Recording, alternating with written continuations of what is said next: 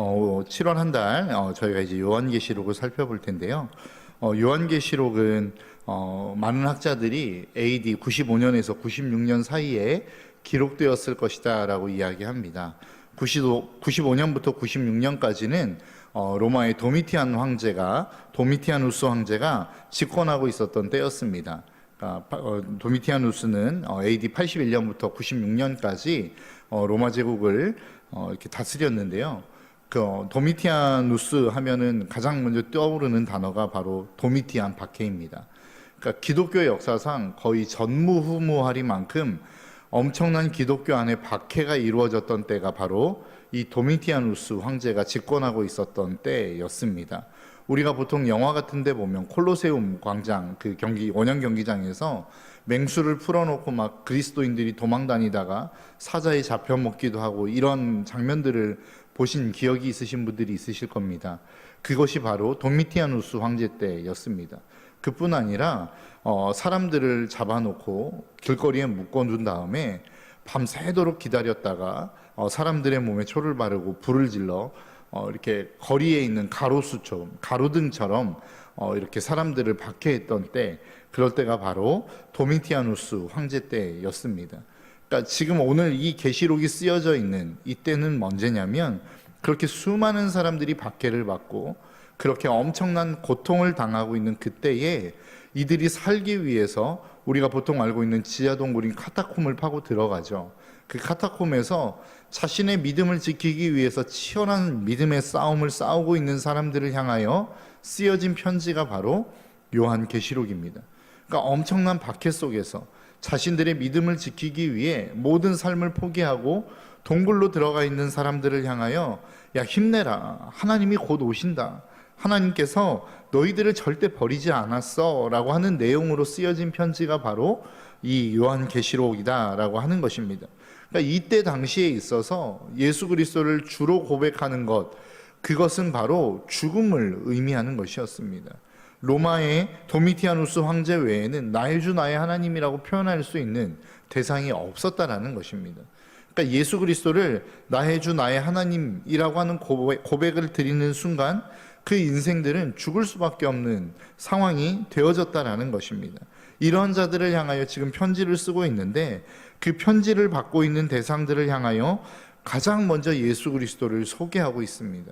그 예수 그리스도를 소개하고 있는 내용이 바로 오늘 본문 4절인데요. 요한은 아시아에 있는 7교회에 편지하노니 이제도 계시고 전에도 계셨고 장차 오실 이와 라고 이야기합니다. 그러니까 그 요한계시록의 대상이 되어지는 그 계시록의 교회들을 향하여 예수 그리스도를 소개하는데 가장 먼저 소개하는 내용이 무엇입니까? 이제도 계시고 어제도 계셨고 장차 오실 이다 라고 이야기합니다. 여러분, 만일 여러분들의 인생 가운데 고난이 온다고 한다면, 엄청난 박해가 갑작스럽게 닥친다고 한다면 여러분들 안에 가장 먼저 드는 생각이 무엇이겠습니까? 도대체 하나님은 어디 계신 거예요? 내가 이렇게 고통당하고 있고 내가 이렇게 아픔을 겪고 있는데 하나님은 어디 계신 거야? 라고 하는 질문이 여러분 가운데 있지 않겠습니까? 여러분들의 삶 속에 어려움이 찾아올 때도 저는 마찬가지라고 생각합니다. 여러분들의 삶 가운데 어떤 어려움이 찾아왔어요. 질병의 어려움이라든지, 아니면 경제적인 어려움이라고 한다든지, 아니면 사람들의 관계에 있어서의 어려움이라고 한다든지, 어떤 수많은 종류의 어려움이 여러분들의 인생 가운데 갑작스럽게 찾아왔다고 여러분 한번 생각해 보시겠습니까? 그러면 하나님을 향하여 가장 먼저 가는 생각이 여러분 무엇이겠습니까?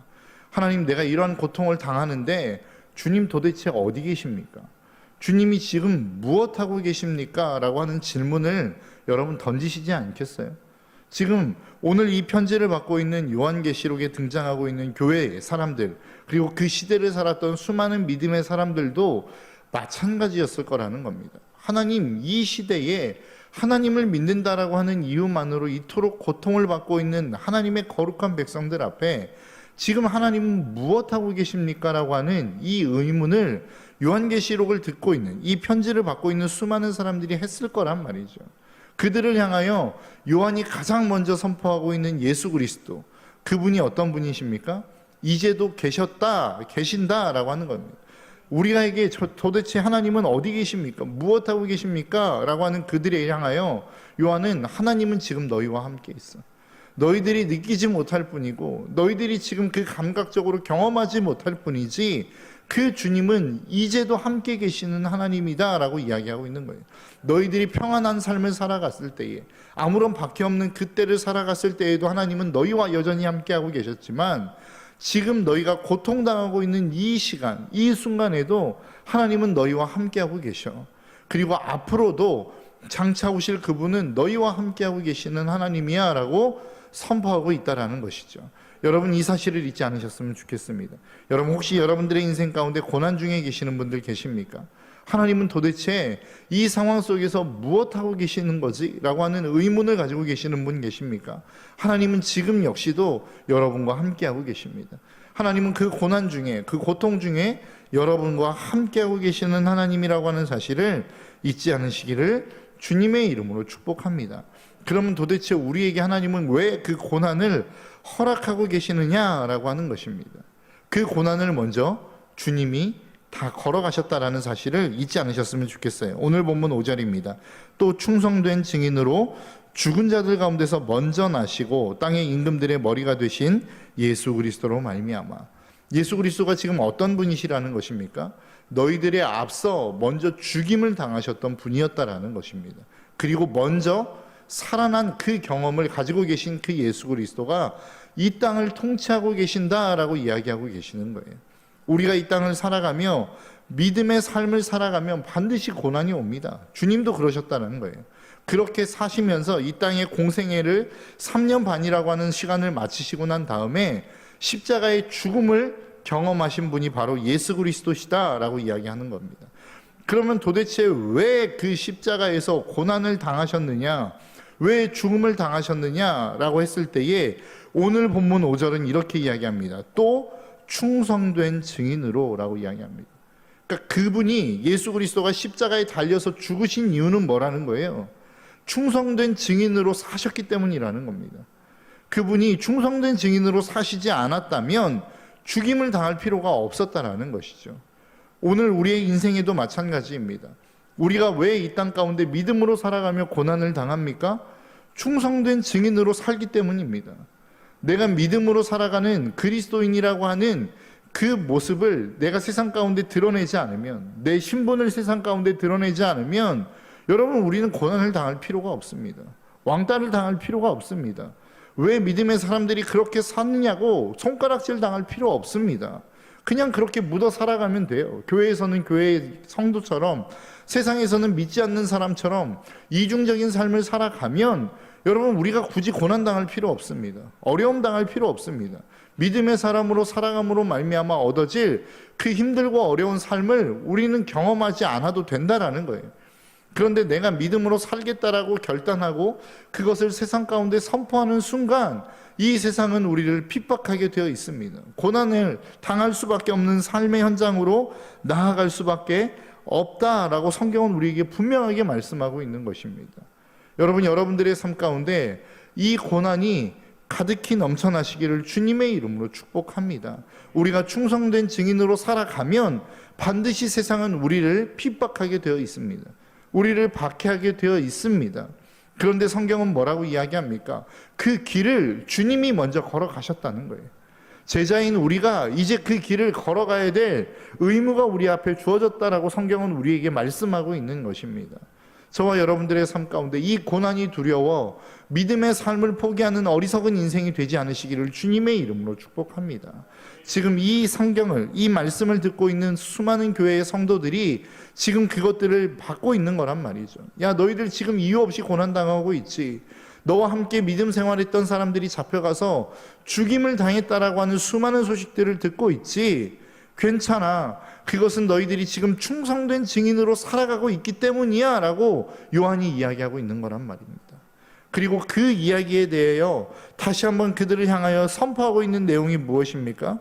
주 예수 그리스도로 말미암아 은혜와 평강이 너희에게 있기를 원하노라. 여러분, 이 상황이 지금 은혜와 평강을 누릴 수 있는 상황입니까? 여러분, 지금 수많은 어떠한 죽음의 위협 앞에서 지금 숨어 들어가 있는 상황이에요. 카타콤 지하 동굴로 동굴을 파 들어가 있는 상황이란 말입니다. 그리고 언젠가 그들이 발각이 되면 그들도 정말로 처참한 죽음을 맞이할 수밖에 없는 그 두려움 가운데 사로잡혀 있는 사람들이 바로 이 편지를 받고 있는 사람들의 모습이란 말이죠. 그런데 그들을 향하여 지금 요한은 뭐라고 이야기하고 있는 겁니까? 은혜와 평강이 너희에게 있을지어다. 너희에게 있기를 원하노라. 그렇다고 한다면 이 은혜와 평강은 적어도 환경에서 오는 은혜와 평강은 아니란 말입니다. 내가 어떠한 좋은 환경이 있기 때문에, 편안한 환경에 있기 때문에, 내가 감사할 수 있는 환경에 있기 때문에 누릴 수 있는 은혜와 평강을 이야기하는 게 적어도 아니란 말이죠. 그럼 이 은혜와 평강은 어디에서부터 오느냐는 거예요. 하나님이 끊임없이 우리에게 은혜와 평강이 있기를 원하노라. 주님도 부활하셔서 제자들에게 나타나셔서 가장 먼저 하신 말씀이 뭐예요? 너희에게 평안이 있을지어다.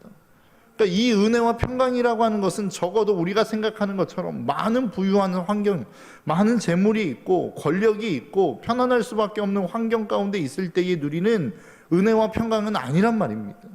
그 은혜와 평강은 도대체 우리에게 어떻게 오는 것이냐? 그 다음 절에서 이야기합니다. 우리를 사랑하사 그의 피로 우리 죄에서 우리를 해방하시고 그의 아버지 하나님을 위하여 우리를 나라와 제사장으로 삼으신 그에게, 그러니까 우리에게 이 은혜와 평강은 어디에서부터 오는 거예요? 죄에서부터의 해방으로부터 오는 것이라는 겁니다. 아무리 상황이 어렵고 우리에게 두려움을 주는 상황이 있다 할지라도 나는 죄에서부터 용서함을 받은 그 은혜가 있을 때에 우리는 그 은혜로 말미암아 평강을 누릴 수 있는 것이란 말입니다. 이것을 다른 말로 표현해 볼까요? 우리의 인생 가운데 평강을 빼앗아가는 게 뭐라는 거예요? 우리의 은혜를 빼앗아가는 게 뭐라는 거예요? 죄악이란 말입니다. 우리는 환경이 안 돼서 우리가 두려울 수 있다라고 생각해요. 우리는 그 환경이 두려울 수밖에 없는 환경이 우리의 삶 가운데 주어졌기 때문에 우리는 두려울 수밖에 없다라고 이야기한다라는 거예요. 그런데 성경은 그게 아니라고 이야기하는 거예요. 지금 너희들이 두려운 이유는 죽음의 위협 앞에 있기 때문이 아니라 너희들의 죄악의 문제가 해결되어지지 않았기 때문에 두려운 것이다라고 이야기하는 거예요. 너희들의 마음 가운데 있는 그 죄악이 해결되어지지 않았기 때문에 여전히 은혜를 누리지 못하는 것이다 라고 이야기하는 거라고요. 성경이 우리에게 이야기하는 은혜와 평강은 죄의 해결에서부터 오는 것입니다. 예수 그리스도가 왜 이 땅 가운데 오셨습니까? 죄를 해결하기 위해서 오신 거예요. 그래서 마태복음 1장 21절은 뭐라고 이야기합니까? 아들을 낳으리니 이름을 예수라 하라. 이는 그가 그의 백성을 저들의 죄에서 구원할 자이심이라 하니라.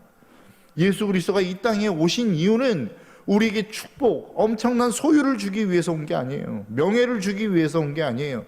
대단한 권력을 우리에게 심어주기 위해서 온 게 아니란 말입니다. 예수 그리스도가 이 땅 가운데 오신 가장 궁극적인 이유는 죄 때문이에요. 이 죄의 문제를 우리가 해결하지 않고는 결코 은혜와 평강을 누릴 수 없다라는 것입니다. 여러분, 죄의 문제를 얼마나 심각하게 다루고 계십니까?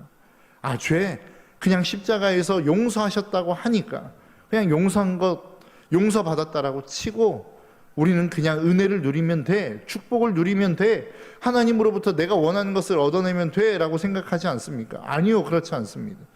우리의 죄악의 문제는 예수 그리스도가 이 땅 가운데 육신을 입고 오신 가장 근본적인 이유입니다. 그렇기 때문에 그 죄의 문제와 직면하지 않으면 은혜와 평강은 없는 거예요. 끊임없이 우리는 환경에 의해서 휘둘릴 수밖에 없는 상황이 되는 거란 말입니다. 말이 안 되잖아요. 지금 죽음의 위협 앞에 있는 내가 예수 그리스도를 믿는다라고 하는 그것이 세상의 사람들에게 발각이 되어지면 나는 곧바로 죽음이란 말입니다. 어떤 형태의 죽음이든 가장 고통스러운 죽음을 맞이할 수밖에 없는 상황 속에서 요한이 이야기하는 게 뭐예요? 은혜와 평강이 너희에게 있을지어다. 말도 안 되는 이야기란 말입니다. 그런데 이렇게 이야기할 수 있는 이유는 그 은혜와 평강이 어디에서부터 오는지를 요한은 분명하게 알고 있었어요. 죄의 문제를 해결하고 그 죄의 문제가 해결되어진 인생들이 하나님의 제사장의 역할들을 감당하며 나아갈 때에, 다른 말로 이야기하면 믿음의 사람들, 그 후반부에 나오겠지만 믿지 않는 수많은 사람들을 위하여 희생의 대가를 치르며 나아가는 제사장의 사명을 감당하며 나아갈 때에 우리의 인생이 가장 가치 있는 인생, 가장 평강으로 이끌어 가시는 그 하나님의 은혜와 평강을 누릴 수 있는 인생이 될 수 있다라고 요한은 알고 있었기 때문에 지금 이 은혜와 평강을, 이 요한계시록을 받고 있는 교회들을 향하여 선포할 수 있는 거란 말입니다. 저와 여러분들의 삶이 그러한 삶이 되시기를 주님의 이름으로 축복합니다. 오늘날 교회가 너무나도 이원화되어 버렸어요. 교회에서는 교회에서의처럼, 믿음의 사람처럼 살아가지만 세상에서는 자기의 정체성을 전혀 드러내지 않고 그 믿지 않는 사람들과 동화되어 믿지 않는 사람들과 같이 살아가는 이 시대의 사람들을 향하여 믿음의 사람인 그 요한은 우리에게 선포하고 있는 것입니다. 야, 너희들 정말로 은혜와 평강을 누리기를 원해? 그러면 너희들의 삶 가운데 죄의 문제 해결해야 돼.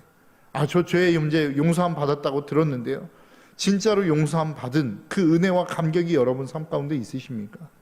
그렇다고 한다면 이 말씀이 어떤 말씀인지를 이해할 수 있어요. 상황을 뛰어넘는, 상황이 그럴 수 없는데, 상황이 그렇게 우리의 삶 가운데 은혜를 이야기할 수 있는 상황이 아닌데, 평화를 이야기할 수 있는 상황이 아닌데, 그럼에도 불구하고 은혜와 평강이 여러분들의 삶 가운데 있기를 원합니다 라고 이야기하는 이 이야기의 의미가 무엇인지 알 수 있다고요. 여러분들의 인생 가운데 이 의미가 무엇인지를 정말로 피부로 느낄 수 있는 저와 여러분들의 삶이 되시기를 주님의 이름으로 축복합니다.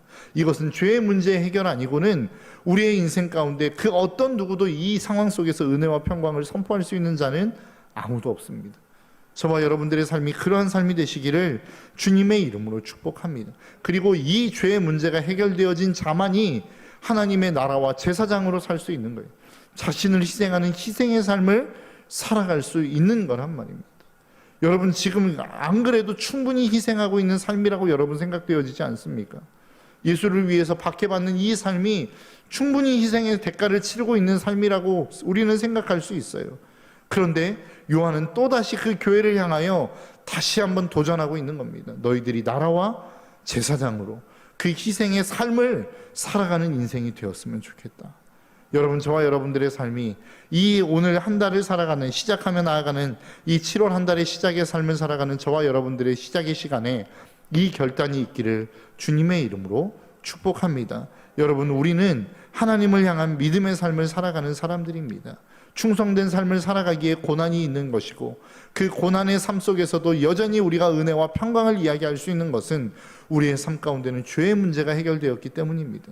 그 죄의 문제를 해결되어진, 그 죄의 문제를 해결받은 사람들을 향하여 하나님은 오늘도 우리에게 너희들이 나라와 제사장으로 살아가기를 소망한다라고 우리에게 도전하고 계시는 것입니다. 이 삶을 살아낼 수 있는, 넉넉히 이 삶을 살아낼 수 있는 7월 한 달이 되시는 저와 여러분들의 삶이 되시기를 주님의 이름으로 축복합니다. 우리 함께 기도하며 나아가겠습니다.